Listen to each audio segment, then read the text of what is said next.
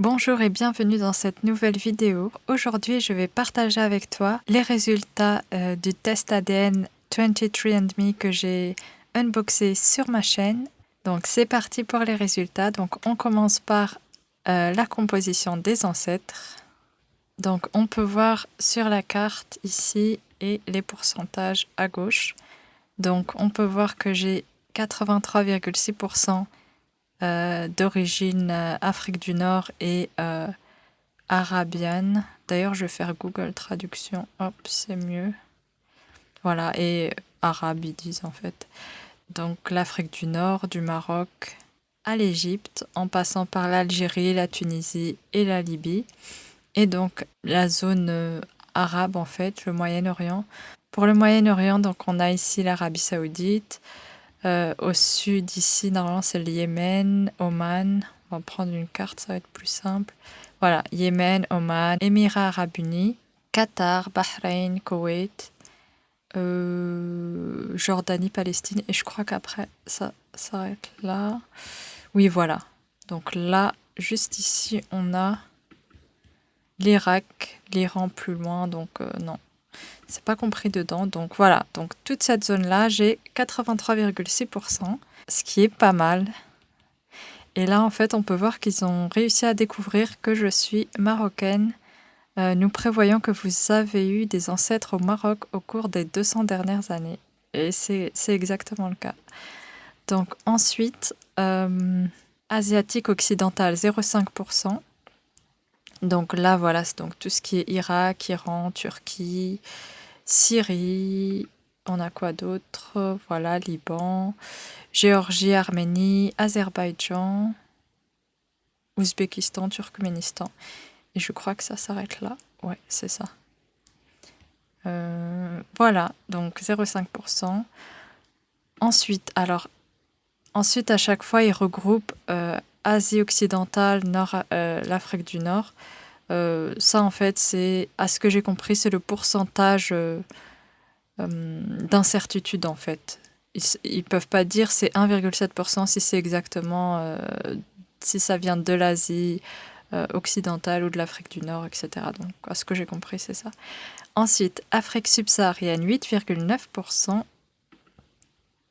Donc, ça regroupe le Sénégal et la Guinée, 3,6%. Le Soudan, 2,8%. Voilà, là, donc, voilà, 0,8%, pareil, c'est comme tout à l'heure, en fait, le pourcentage, entre guillemets, d'incertitude. Voilà, pareil, ça aussi. Ensuite, je suis à 3,5% européenne, donc vraiment j'ai un tout petit pourcentage. Ibérique, 2,2%, donc Espagne, Portugal. Là, 0,2% juif ashkénaze. Sarde, 0,1%. Voilà, ensuite, voilà, ça c'est... Voilà, et Asie, Amérique, bon là 0,2%. Ben ouais, ça confirme les résultats que j'ai eu avec Igenea. Et qu'est-ce qu'on va regarder d'autre? Alors le pourquoi de ce deuxième test, vu que j'en ai déjà fait un, pourquoi un deuxième? Alors celui-là, tout simplement, c'est un membre de ma famille qui l'a fait, donc c'est mon frère, parce que je tenais à avoir des informations sur ma lignée paternelle. Pour avoir des informations sur l'aplogroupe paternel, le seul moyen, c'est d'analyser le chromosome Y. Donc obligatoirement un membre masculin de la famille, ma lignée maternelle. Donc là, en fait, il n'y a pas de surprise. Ça confirme le dernier test que j'ai fait avec Igenea. U6A7A1. Traduction. Bah, c'est la lignée. Bah, en fait, c'est l'Afrique du Nord, en fait. On va faire traduire, c'est mieux. Voilà, c'est ça. U6A3, c'est ici, en fait, là. U6 a 3 lignées filles primaires, U6A, U6B et U6C. Tous semblent être originaires d'Afrique du Nord et ont tendance à être particulièrement communs parmi les populations berbères, atteignant des niveaux d'environ 5 à 15%. Voilà pour la lignée maternelle. La lignée paternelle, donc le pourquoi de ce test, donc c'est EM183. Donc tout simplement sa traduction, pareil, c'est l'Afrique du Nord. Ensuite, qu'y a-t-il d'autre? Alors il y a quelque chose que je voulais voir. Je sais pas où j'ai. Ah voilà, c'est plus bas en fait. Voilà, donc en fait, ils appellent ça Your Ancestry Timeline. Qu'est-ce donc? Alors en fait, ça regroupe les différentes compositions des ancêtres dans une frise chronologique en fait. Pour ce qui est des origines Afrique du Nord et Moyen-Orient, ces origines remonteraient entre 1910 et 1940. Ensuite, pour les origines subsahariennes, entre 1820 et 1880. Voilà. Ensuite, les origines ibériques, entre 1760 et 1850, donc on remonte déjà beaucoup plus loin. Les origines soudanaises entre 1730 et 1820, sardes, asiatiques occidentales, juifs ashkénazes, donc entre 1700 et 1790. Donc ça remonte encore beaucoup plus loin. Apprendre à interpréter ces résultats, ça m'intéresse. Ce module utilise les résultats de votre composition d'ascendance pour estimer la plage de génération dans laquelle vous avez probablement un seul parent descendant d'une seule population. Ces résultats peuvent être utiles pour en savoir plus sur votre généalogie, pour déterminer de quel ancêtre une ascendance particulière peut avoir été héritée ou pour reconstituer l'histoire. Ok.